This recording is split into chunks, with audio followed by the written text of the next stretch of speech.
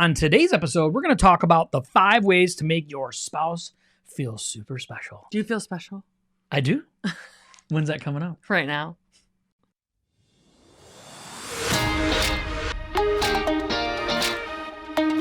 Thank you so much for joining us on the Couple on Fire podcast. This podcast is for couples, for marriages, and for families within the Christian community. We exist to help break the stigma that happens within the Christian community. We're talking about divorce, we're talking about addiction, and we're talking about so much more. We believe that all this is possible in this life, strictly based on the power of Jesus Christ and his ability to restore us fully. Let's dive in. What is up, everybody? Welcome to the show. Yes, your television, your phone, your iPad, whatever you're watching on, is true. We're actually live tonight.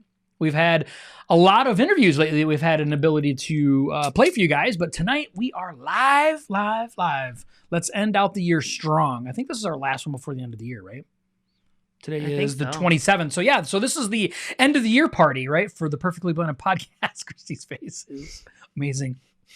I don't know. It's an end of the year face. New year, new you. Hello. We're going to be doing that. So just saying. All right. So you got anything news? You got anything fun, special? Anything you want to say before we get started? I officially, so it's been, I think, 5 months. I officially wore no boot to work today. So I wore a regular shoe. Yeah, if you've been following our podcast for any certain amount of time, you know that Christy had a surgery that went bad, and it was all kinds of crazy stuff. We're talking PICC line, we're talking all kinds of mad crazy stuff. And she was in a boot for a long time, and yeah, today officially you went to work without a boot on. Yeah, I took it with me, just in case. She did. She wore it on her back, like a backpack. No. She's like, I have my boot with me. No, I kept it in my car. She's like, it's like got a my baby boot. carrier. Yeah, put it in the front, right? Because, you know. Right? Yeah. That's funny. Yeah. So, yeah, she's boot free, technically. Technically, I can wear a shoe. I'm slower moving in a regular shoe than I am the boot. Yeah. So. Your foot's looking great, though. Yeah. She's been moisturizing it lately, too. So it's supple and wonderful in all the ways. Not that anybody gives a... I'm in PT because my toe does not want to bend. No bending. Yeah, it's weird. So like the big toe, right? Or the master toe or whatever they call it, right? The big toe, the knuckle at the base. Nobody cares. You guys probably don't care about this. But anyway, so that part is supposed to bend and hers doesn't really want to bend because of her surgery. So there's so much scar tissue at this point. So she's not sprinting anytime soon. Okay. No. But God has been good. That's my good news. And he has been healing her foot. Yeah. And so if you've been praying for her, thank you so much. It's working. So we want to find out who's been praying so we can personally, financially thank you. No, I'm just kidding. But we are grateful. We pray for God to financially thank you. Special blessing. Special. Today we want to end out the year, right, with 5 ways to make your spouse feel special. Listen, it is important. You want your marriage to be strong. You want your marriage to go in the right direction. You need to make sure that you're making your spouse feel special. Yeah. Right. It's not that we always want to do these things, okay? Our desire isn't always, I can't wait to make my spouse feel special because my spouse is not making me feel special. We want to encourage you with this. You have to change your attitude with these things, okay? We can't have an change your thoughts, change your life. That's a podcast that we did before, actually. But it's important that we understand our goal really is to impact and influence our spouse in such a special way that they feel comfortable, trusted in a way that they want to return the favor, right? That's the whole cyclical part of marriage is making sure that we're constantly pouring into our spouse, right? Yes. Yes. In so many different ways. Yeah. Love languages. Yeah, so we have 5 things today that we really want to kind of share with you guys. And love language is not one of them. It's not, because we don't care about love language. No, I'm just kidding. We do. These are action items. These do encompass love languages, though. Okay, so let's just be clear. You could probably This is a punch list, okay? Be sure to be doing these daily. Right. Get your pencil out. If you use a pencil or a pen or type on something. Right? Or an Apple Pencil, right? We were just playing with that just before we got on today. Yeah. All the new updates got some weird stuff too. Anyway, so 5 things, right? So we're just going to kick these off. Listen, if you want to take notes or you want to go back later, hey, you can always go back and re-listen or rewatch, right? So it's really cool. You can do that. Number 1 is make time for quality conversations. Babe, what's a quality conversation? Is it this? No. No, it's not this. No, I mean, for me personally, in all seriousness, it's not really a conversation. So this couldn't count for a conversation. Then don't use it. For Josh. Don't use it. It's quality for me, though. Well, let's hear it, girl. Let's hear it. I want to hear what it is. For years, I come home from work and I dump on him, not even necessarily in a negative way, but a positive way, negative way. I just talk to him about my day, and I have a lot to say. So she uses her words. She uses all of her words. She does. And he is so gracious and he's so patient every day, Monday through Friday. Every day, pretty much, though. I'm not patient on Saturday and Sunday. No, I mean, I don't have as much to tell you about. We're together all those days, you know? Yeah. So I come home and I just go through my entire day, basically, from the time I woke up to this, to that, to all those things, fun things, new things, bad things, annoying things, all of those. And I tell him about all of them. And that's quality for me because it's like I get them all out and I'm done with it. And then I'm like, tell me about your day. And then it's done. It's out. And I've actually noticed that if he didn't do that, I probably would be festering on a lot of that stuff for the rest of the night. And if he was talking to me, I might not be focused on it because I'm still thinking about all those other things. Mm-hmm. So he actually takes such an invested interest in my work and the things that I do, which is one of the points that we're going to do. So I could have used that on that point, but that it makes a big difference in our relationship because he actually will talk things through with me when I come home. And that's, for me, that's a quality conversation, but I wouldn't say that's a quality conversation for him. So how I find that to be quality, though, and I think this is really important, is men, your wives want to feel like they've been heard, like they're actually being heard on something. Yeah. And so when we spend a lot of time in the workplace, that's a big chunk of our lives, right? And so Christy and we've kind of set the precedent, and it's like something that it's an expectation now. Like when she is on her way home, she calls me. Whether her job is 20 minutes away or whether her job is an hour and a half away, she always calls me. And I take this opportunity because I literally am curious about what she's been doing all day. And this stuff is just interesting to me anyway, because, you know, she's in leadership and I just like this stuff, right? So it's interesting. But at the same time, it lets her know that I care about what she cares about because she cares about this stuff. And it is quality conversation, you know, and we do take time, like when we go out on date nights or date mornings or breakfasts or however that is that we structure them, you know, we make sure that we're not talking about household things, right? We're not talking about punch list things, right? We're talking about, you know, I love you, I care about you, you know, these are the things that are going on with me internally that I really want to talk about. That is quality, right? That actually is making a difference or moving the needle on us emotionally or mentally or even spiritually. And I think we go down and we do this a lot actually when we're alone and go on dates and stuff. We talk about how blessed we are and we go through everything that God has blessed us with, even when we're going through trying times. Like we went through months with my foot where it was pretty trying. I mean, I was in the hospital. I mean, we had a lot of health things going on with me. He had to take care of wound every single day, do a wound change and do a PICC line twice a day for a while, things like that. But we always want to sit down when we're together and we start talking about all the things that God has brought us through, all the things that we went through together and how blessed we are, you know, that we've came through them and we always come through them stronger. And so that's quality conversation too. And we talk about like our dreams and, hey, in 5 years, where do we want to be? And we get excited about that stuff, you know, when we're talking about it. And I think that's good quality conversation for a relationship, is to remind one another that we still have hopes and dreams. It's not just you go to work, you come home, talk about household chores. Like, you can't do that. And the thing is that why that ends up getting frustrated. Or going to a movie. That puts a hearts up. There's no communicating in a movie, let's be honest. But talking about going to a movie. Like we can talk on the way to the movie. The point is, though, that if our conversations stop when we feel like it's just mundane, right? And it's just not purposeful, intentional.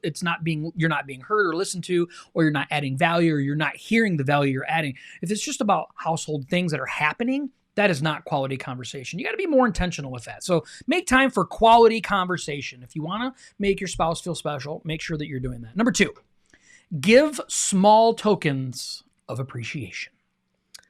Yeah, Josh listed a lot of good things on here that he thought of, like a bouquet of flowers or A favorite snack. A favorite snack is always a good thing. Okay. Yeah, I think that's overlooked, to be honest with you. It is. It is, because the fact that you thought of that, I'm like, oh man, that's always good. Like, I want hot lava cake. That's what I want. She wants hot lava. She mentioned that last night. I want a hot lava cake. I'm like, okay, it's like At 9 o'clock. 9 o'clock. You can't just whip one of those up. But small tokens of appreciation go a long way. And I do think, like, writing a note, Josh and I we used to be very, very good about it. Write on the mirror in dry erase marker. Yep. Little love notes to one another, or writing a small note and putting it where they would find it. That's always cute or fun in their car. Yeah, will you hand me my backpack right there? She's going to reach and grab my backpack because I have something in there I want to share because we're talking about it.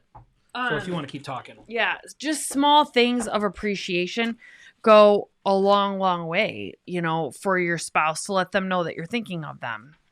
I mean, personally, if you think of the time to send them a text throughout the day, like a little love quote or something, that is like beat up. I am going to try and not rip this because it's old. It's something that Christy wrote to me years ago, and I keep it on my person. We need to laminate it. No, it's too late. It ripped.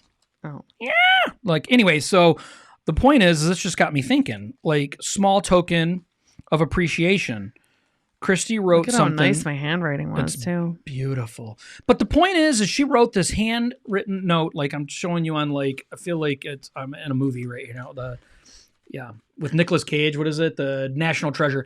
Right, this is going to find you a map. But anyway, so right here's something she wrote for me a long time ago, and it's super, super encouraging. I'm not going to read it because it's personal, but it's I want to rewrite it. You should let me rewrite it. Okay, but it's such a personal thing for me that I keep it with me, and it's like those little pieces of appreciation, little tokens. This didn't cost her anything other than a few seconds of her time to do it, but it means a lot. And we start talking about it, and instantly I'm like, I know exactly where it's at.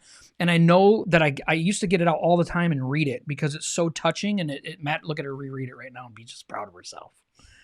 Because it's so true, though. But it is. But it's awesome. And it's talking about how big of a gift that he has, and it's just sweet, right? Yeah. And it's so we have to get away from thinking that tokens of appreciation is flowers or chocolate on this, this simple, like, that's just an automatic. That's an easy thing. Go deeper than that. Really get into the roots of something that matters. Christy wrote some stuff in here that just speaks to the depths of who I am, like to my soul, to my person, like literally to me and my motivations in life. And those things matter.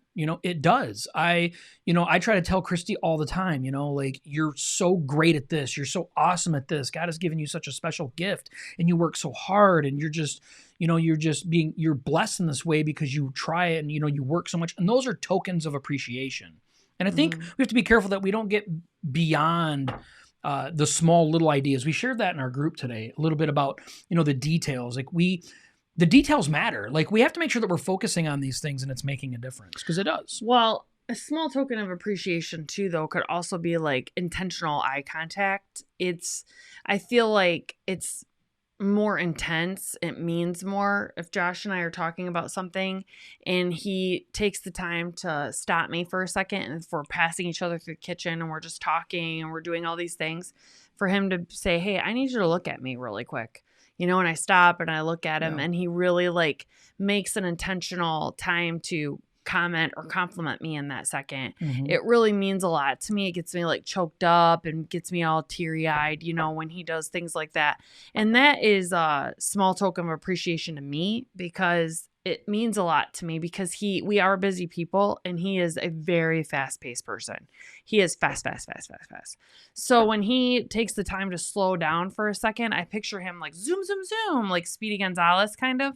And when he stops for a second, it's intentional. And he takes the time to really focus and it's like nothing else is going on. Him just talking to me is the only thing. It means a huge, huge thing to me. Because even when I come home and I'm talking to him for that hour, I sit in the kitchen and he is like doing dinner and dishes and all these things. And he's zooming all over the place doing it while he's listening to me and talking. So Josh is always moving. Always moving. Even when I'm sleeping, I'm moving. That's the truth. That is true. That's actually true. She's like, he kicks and punches and everything else. I'm like, I don't know. Maybe I'll just have mini strokes all night long. I don't know. You're fighting people in your sleep. Probably. All right. So the first thing was make time for quality conversations. Number 2 is give small tokens of appreciation.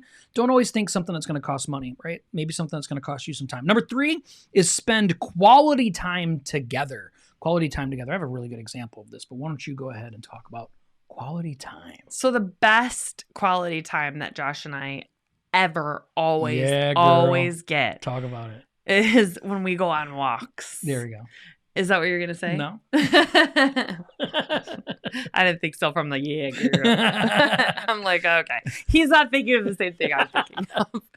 But it's going on walks. So obviously we live in Michigan.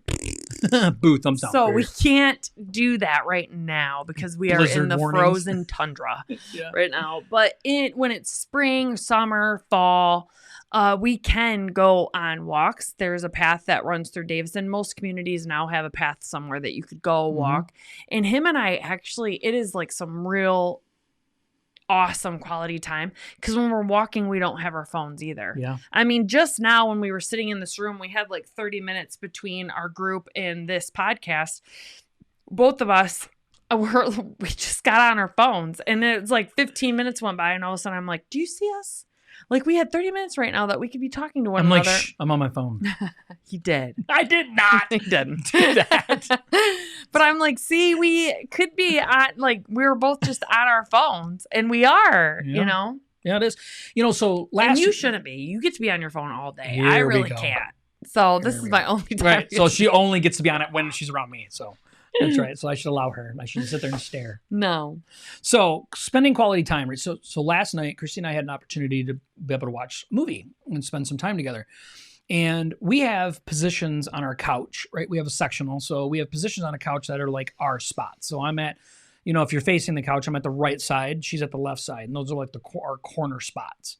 And it's really easy to get in position and stay in position. So me as the man, I'm like, okay, it's my job. I need to get up. I need to move, right? Christine never gets up and sits next to me on my side of the couch ever. And so my spot directly is facing the TV. If you sit in his spot, you have to be like this. Right. But my point is I need to make sure that I have an opportunity to get up and move. And I did. I went up and I sat by her and then I laid by her and then I laid on her. And then like, you can tell like, you know, and now we're all of a sudden, you know, she always wants her legs massaged. If I even get near her, it's like, oh yeah, massage my leg. Right. So, and that's fine. You know, it's all good. But this is time that I took an opportunity like, okay, instead of us just sitting here, we're going to watch TV together, right? Which we really don't get a lot of opportunity to do that. No. So if we're going to do this, we might as well make it good, like connecting, touching, holding, like being by each other, and we're laughing and we're talking about them. And I like it. We're talking about the movie. And so these are quality time. This is quality time. So you can utilize the times you already have and turn it into quality time. And the reason why we're bringing these points up too is because we can be really good at it in relationships. We can be really, especially in the beginning, right? When you first get together. But Josh and I have been together for going on 12 years now. Something like that. 12 years, I think. 12, 15, something, I don't know. And it's like, you kind of get in a routine of things and we love each other and we're best friends and we're constantly doing things together. But this intentional time to ensure that we both feel special and we have that touching time, which we'll get to, and all of that stuff, that is important. And you're going to go through ebbs and flows in your relationships. So if you're listening to this and you're like, yeah, I do that all the time, you won't in 6 months from now or a year from now. Yeah. So it's important to keep these on the forefront of the mind or revisit them every once in a while, because we'll be really good at all these different points and then we'll be really bad at them for months. And Josh and I have been pretty bad at these for a while, all of them. She has been. No, I'm just kidding. No, I'm kidding. It's easy though. Your schedule gets full. There's the boss. Just both tired. Then back it up. But it is, right? So you have to make sure you're being intentional with it. And life throws you curves. Yeah. It happens. With her foot, I had a rollover accident because she started a new job. Like it's all the my grandma And your grandma. You got a rollover accident. I Yep. had my foot for months. Yep. Nala started having seizures. Yep. Our Chihuahua started having seizures. It's like we just got into like schedule mode. Now it's like survival mode is what we got into. And because of survival mode, we started missing making each other feel special and important and matter to each other. And I understand how easy that is too, even when you have a new child in the home or children are just running crazy in the house when you're constantly trying to manage just household everything. You got to hit the pause button. Like, you have to do these things. Spending quality time together could be, like what Christy's saying, a walk around the block. It literally could be. Or, we're going to watch TV for 20 minutes. Let's do it together. And, like, let's be right by each other. Well, and Jackie just said, I'd love to hear some suggestions for being intentional when you don't have a lot of time, like the young kid stage of life. And I'm going to use our daughter, for instance. Our daughter is in the same exact stage that you're in. And Benny was having a very, very tough day. He was super, super fussy the other weekend, and she wasn't a weekend. It was a weekday, and her husband was at work all day, and she ended up, when he got home from work, the baby had been crying all day long, and she just needed a break. And she called her mother-in-law and said, can you just come over here for like 2 hours just so we can get out of the house and go out to dinner together? And that's something that you could set up with friend. If you don't have family that lives here, I mean, heck, you could call me, because if you live in Michigan, but Jackie, you could, when you have a baby, to get a couple hours where you guys could go out to dinner together, but to plan that in, so that you guys can go do something together, especially in the summer. I know I keep saying that. I'm sorry, but that's not a lot of money at all. Like, you could go pack up a lunch and go out and have a park. And yes. And have a picnic together or something. I mean, heck, you could go to Sam's literally and go in there and get a piece of pizza, a piece and a pop, and sit at their little tables that they have inside Sam's. I'm not kidding. Like, it's like going out to eat, kind of. Seriously. Yeah. I mean, that's the stuff that you could do to make sure that you're getting that quality time together. A lot of people, depending on the sleep schedule for the baby and the work schedule for the wife or the husband, it's what time do they go to bed? Let's make sure that we spend 20 minutes where after everybody goes to bed, we're both exhausted, tired, but let's just look at each other for those 20 minutes and just say, hey, I really love you. What did you have happen in your life today? What happened in your life today? Just so that you guys start getting in the habit of doing it. Or if it's in the morning, some people both, like Josh gets up pretty early in the morning now. He used to not. When, like, you didn't. Slept till noon. Really? That's not true. I just mean like really early. Like, I'm an early riser. Like, on Saturdays this past weekend, I was up at like 5 o'clock in the morning. Dumb. If you do that, dumb. But now he gets up around 7, so if the baby goes down for a nap or things like that, you guys can make sure. And it's easy to get pulled in all the directions. The baby's down. Okay, let's do the dishes. Let's do the laundry. Let's vacuum. Let's get whatever it is out of the way that we need to do. But the reality of it is the dishes will always be there. The laundry will always be there. You will always find time to get those things done. We always push aside the time for our significant other or spouse because we feel like they will always be there and not the other way around. And that's not true. Like, we get busy, and this is the human being that needs the relationship. And we're all guilty of it, all of us, because I'm just like, I just need to do this real quick thing. We just need to get the dishes done real quick. Or I think there's a big tension, especially with new moms. There's me time. Like, I don't get any me time. Yeah, where's that's my true. Me time? And I think we need to, because we feel like if you're breastfeeding, I mean, you feel like a cow. And it's like just constantly just used for food. But my point is that we have to understand that everything comes in seasons, right? Your babies are going to be babies for only a season, right? And so understand that you just have to make adjustments to that. And this special intentional time, this real special time, may not be 20 minutes a day at this point. Maybe it's 20 minutes a week just for this time, or once a month, but have that conversation. Talk about that conversation, right? Have open conversation about that so it doesn't get ignored and it says, hey, I care. I really do. I'm overwhelmed right now. I need special time with you, and I just don't have it right now. But I want you to know that I do care, and I want you to know that it matters to me. Yeah. And I know we're just overwhelmed right now, and this season of life is just heavy, but it matters. And carve out that time. This 20 minutes a month is what you're saying. If that's all you can do, or an hour. I was thinking like once a month you could do an hour, or an hour. But Josh did that. I mean, we went on. My foot was almost a half a year Okay. It was supposed to be 6 to 8 weeks. And I started, and I do feel like generally the women, we are the more emotional creatures. God designed us that way. So it started really wearing on me down because I feel like men are hard on themselves, but they keep it in a lot more than women keep it in. We wear it more on our sleeves. And it was just like, okay, I'm not able to help around the house. I mean, he doesn't even know this. So yesterday, Here we go. our dog needed to get let out. I don't know, a couple times. She wants to go out all the time. And when my foot thing was going on, he was having to take care of me. He was having to do my wound cleaning. He was having to let the dog out every single time she wanted out. He was, doing the cooking and the dishes and all of these things. And I'm just like, oh my gosh, I'm so lazy. I'm such a lazy person. And then yesterday I'm walking around, I'm doing laundry, and she needed out a couple times. I'm letting the dog out. And one of the times I'm literally walking her outside and I'm like, see, I am not a lazy person.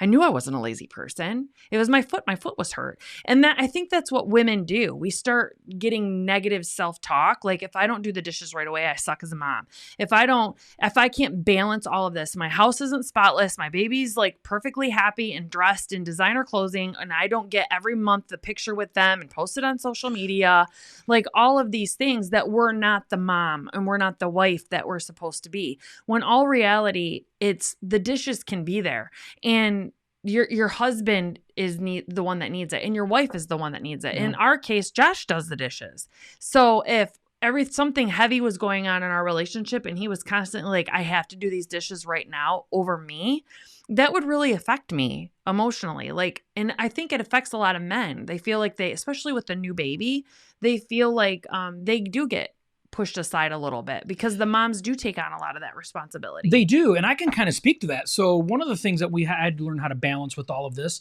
in the beginning of our relationship is Christy did go to work and I didn't go to a day job, right? I stayed at home.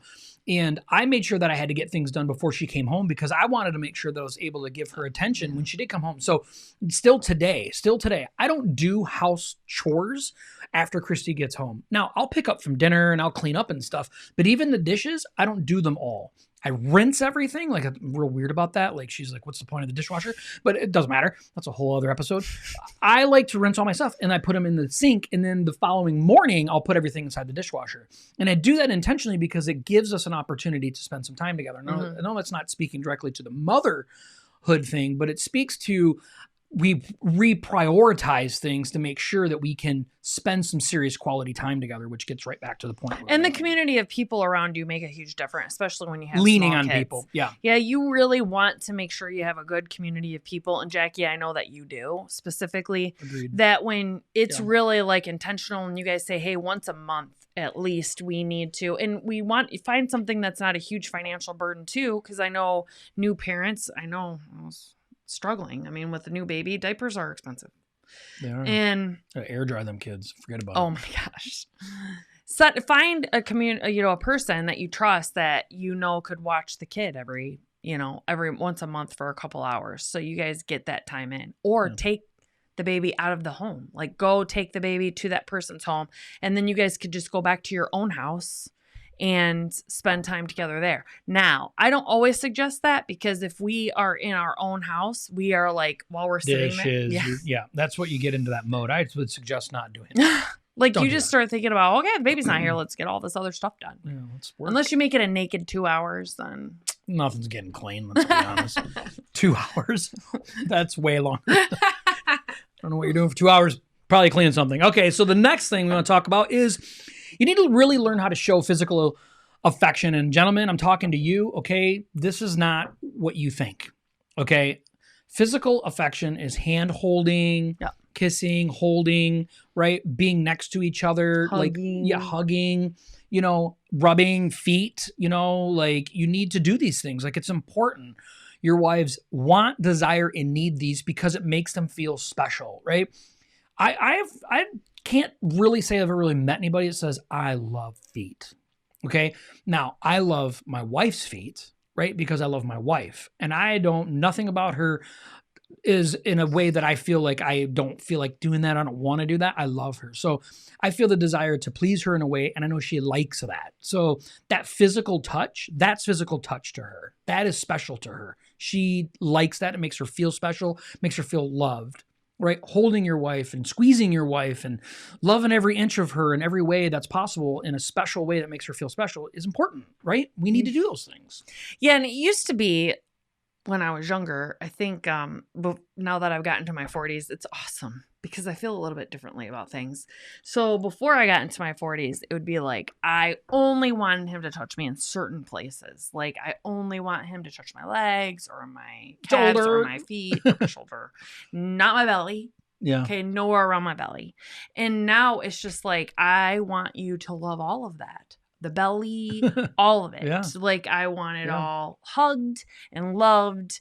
And I think that makes a huge difference for women because not that men don't struggle with physical body images too, but our society isn't promoting men in, what do you call them? Speedos. Okay. You don't see men in Speedos. Not in this country. You don't see magazines being shipped to the houses with all these different Speedos and thongs that men could be wearing. No, it is bras and panties and bikinis and lingerie and all of those things. And so women, and I do love the way that our society now is trying to make all women find a balance with it, feel included. Yeah. But God, ultimately, if you're setting it by the Christian tone, God wouldn't want, all of our bodies out on display for everybody. It's supposed to be for your spouse. But it makes it to where we're getting attacked from every angle when it comes to body image as women. We're supposed to look a certain way, act a certain way, be the perfect mom, be the perfect friend, be the perfect sister. So when we get our husbands that are showing us physical attention all the time, and makes us feel like we are the only person he wants, because there is usually a little voice in the back of our head when we see that magazine or we see that ad or we see that, especially on social media now, it's every other ad, it seems like, is girls promoting the squats in the gym from the back. I mean, they have to show you the back of them while they're doing the squats. Seriously. So it's super, super important for that image too, to make us feel loved, but also to make us feel like you love our body. You love us after we've had kids. You love us as we're aging and we're not, that 18, 19-year-old type bodied person anymore, that you love and appreciate us. And there is that little core connection you have in your marriage when you really feel comfortable around each other in your most vulnerable moments. Very true. When he was having to take care of me with my foot, I had a PICC line for a while. I couldn't get my foot wet for a very long time. I had to take baths and I really couldn't bathe myself because I couldn't get the PICC line wet. I couldn't get my foot wet. I couldn't have all these things. So I needed him to wash me in all areas. Okay. And so there is no good angle. Like we women feel like we convince ourselves, like laying in bed and stuff, we get in a certain angle, we look the certain way. So there's certain angles like this that we kind of like are like squatting down, everything's pushed out. It's like, no, I don't want you to see me naked looking like that. Everything's pushed out and squished. But in that position, he had to wash me. There was no good angle. And it really makes it's endearing. Like he used the word endearing. And as you're going through your marriage together and you're really keeping up with the physical affection and the touches and the hugs and the kisses, as you're going through all of life together and trials and tribulation and all these things, and you have to get through vulnerabilities together, it really will strengthen your marriage if you can keep the affection up. Yeah. Because your husband wants to know that you still want him too after all these years. Now, guys tend to feel like, we know the physical what guys want. That's a given. That's simple. Yeah. I mean, some guys do want you to hold their hand and hug them, but I wouldn't say it's to the same degree as women. No, I definitely agree with that. I mean, I could not touch him all day long and then be like, hey, you're ready. And he'd be ready. I'm ready. And if he'd... Let's be honest. Right? Let's go. We're cutting this off early. The point is that we need to understand that physical touch is more than just that, right? Men, if that's what we're looking for, that is what we're looking for. We need to make sure that we're making our partner feel special, right? And how do we do that? In all the other ways other than that one thing, right? And in that, it works in a cycle, right? Then our spouses feel comfortable and they want to make us feel special in that same way. And it's an important part. Physical affection is a super important part. It's not the only part though. And we have to understand that's how our spouses work. It's the last thing that women typically think of when it comes to physical is the sex part. And so we have to think about men. We have to put ourselves in their shoes and think about what is it they desire? What's going to make them feel special? And it's all the things you just mentioned, right? Making you feel special in a physical way by not saying, okay, this is what I'm demanding out of this. This is, here you go. Okay, are we ready? And that's an unfair thing. Because I think as moms and women, we can feel like, okay, I'm only wanted for food if I'm breastfeeding a child or sex. Yeah. And we want to know that we're wanted for other things other than nourishment and sexual nourishment. Right. Right. So filling cups here, people. Right. So it's important for us to, and God has designed it that way. God has designed men to protect and care for the women. He has designed us to crave women to our core, that affection and that need to make us feel special. Yeah. He does. That's a big one, right? Hugs, kisses, holding hands. It's all important for maintaining a strong bond. Our goal is intimacy, right? We want to deepen our intimacy in our relationship. And how do we do that? It's about speaking into our wives the way that they can listen and hear and feel. And it's the same for men when it comes to the way the women speak into the men physically. Yeah. All right. The last point, right? The last point is you need to show interest in their lives, right? In their lives. And that could be their everyday lives, their plans, their interests, their hobbies, right? All of these things. And we talked a little bit about that earlier when we talked about, like your job, on your commute, on your way home.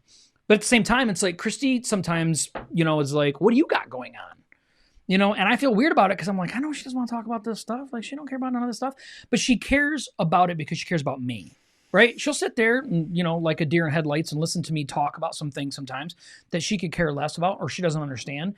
But he loses me. I'm like... But she wants to listen, right? She wants to hear. You want to hear those things because you care about the things that I care about. Because you care about me. Correct. Right. I mean, Josh loves me. And so he has an interest in my work and in my office and all of that. And it was so cute because he's like, and my office is an hour away. And he's like, I'd like to see your office someday, And so it's so awesome because it makes me feel like he really wants to, when I'm talking to him about my office, he wants to be able to envision, really know how the office is laid out and know for a fact, not pretend and make something up in his head. So one day we're going to take him down there. I'm going to take him down there and I'm going to show him around my office so he can see where my actual office is, where the break room is, where the warehouse is, because he takes an interest in me and where I'm at Monday through Friday, Yeah. Sometimes going to be more. So, and it's nice because I have an opportunity to learn more about her and it makes her understand and feel special because I want to know more about her. And the same in return. There's a lot of things about me, that I do day in and day out. She's like, I want to know about those. What are these things that you're doing? Share them with me. Talk to me about them. And she wants to be a part of all that. We have to share our interests. A big part of sharing our interests with the people that we love is also sharing interests together. Part of this is sharing interests together. Good. What is it that you're doing together that you can share together? Hunting. Maybe one of you is a major hunter, most likely the guy, right? You're huge into hunting and fishing and gathering. And your wife is like, I could care less. Well, what if you did something in a way that you both could care about that or share that? Maybe indoor shooting ranges or something where you guys could share the hobby together where there's an interest, Or a Switch game or something. Right. Well, I'm just saying, or Switch game, or, just get creative with it though, so there is a shared interest in those things. So easy is it for guys to say, I like golfing or hunting or fishing or, playing pool, whatever it is. And the wife is like, I don't like none of that stuff. I could care less. That's great. That's awesome. But what if you guys could share some interest with that, in some fashion? Right. And it's important. I agree. Yeah, it's important. Do you have anything to add before we wrap it all up? I don't think so. All right. So just as a way of review, we'll run through them real quick, right? 5 ways to make your spouse feel special. Number 1, make time for quality conversations. Number 2, give small tokens of appreciation. Number 3 is spend quality time together. Number 4 is show physical affection. And then number 5 is show interest in their lives. Yeah, because you'd be shocked, like how much your spouse does about the show interest in their life. A lot of people would be like, show interest in their life, like I live with them. And it's not like that. Like Josh consumes so much stuff. He listens to so many books and he talks to so many people and he has all these different interests and all these different cool things that he's doing and these ideas that he's coming up with. I don't know what he's doing half the time with all of those things. Yeah, you don't live in my head. I mean, you don't know. Yeah. And so and he doesn't always tell me, like, guys don't talk as much as girls generally. We don't use all of our words. They don't. So until we sit down, I'm like, hey, really, what's going on with you? Then you can tell he really starts getting pumped up about stuff. And like, oh my gosh. Talk fast. Yeah. Oh my gosh. Blah, blah, blah, blah, blah, like all this stuff. And I'm like, whoa, that was a lot of information that you had in your head. Yeah. But it's important because especially for women for guys to listen to women, but then also for the women to ask the guys, like, it's awesome that you listened to me and I feel so special that you heard me, but I also want to know about you. And don't get away with just being like, oh, I don't have anything really. That's not true. You're not trying. It's not. You're not trying. We have to make sure that we're making our spouses feel special. It's important. If we want our relationships to get to the next level, what is it that we're doing to make them get to the next level? It's not about demanding more from our spouse or asking for more. It's about how much more we can give, how much more we can offer, and we have to dig deep on these things. So these are just 5 ways. There's a lot more than these 5. These are just 5 that we came up with that work for us, right? And there's even more that we discover all the time, that work for us. So I want to encourage you guys, what is it that's working for you now? What is it that you struggle with? Share with us, put down in the comments. Maybe it'll help somebody else. If you haven't had an opportunity yet, please hit the share button, or like and subscribe if you're on YouTube right now. We do these each and every week on Tuesdays at 7 p.m. Eastern time. Okay. We also have a private Facebook group. So if you're interested in being in a private Facebook group just for blended couples, you can get to that too. It's Christian marriages for blended families. You can search for that right on Facebook. So, do you have anything before we want to jump off? No, November 4th next year. We got to start talking about it early. Yeah, our event. We're doing a perfectly blended event. Yep, is next November 4th. 11 months away. Yep. Only. That's right. Put it on your calendar, your shared calendar if you don't have one. You can go in our group. We just did a live about that. All right. Thank you so much for being here. We're really excited that you were here, and we look forward to seeing you next week at 7 p.m. Eastern. Bye.